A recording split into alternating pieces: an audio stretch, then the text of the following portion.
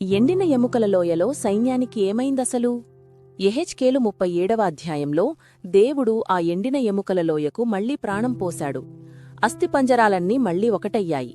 వాటికి మాంసం తిరిగి వచ్చింది. విశాలమైన సైన్యంగా అవి లేచి నిలబడ్డాయి.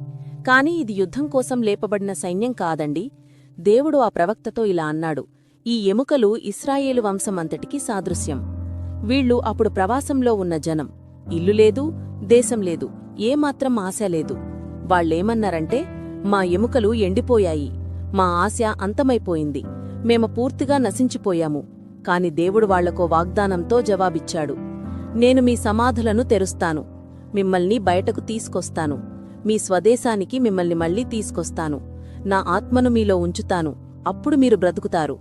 ఇది కేవలం పునరుద్ధానం మాత్రమే కాదు, ఇది తిరిగి తీసుకొని రావడం, కరుణవలన వెనక్కి తీసుకొని రాబడిన ఒక విచ్ఛిన్నమైన జనం, ఆత్మవలన ఏకమైన ఒక చెల్లాచెదురైన జాతి.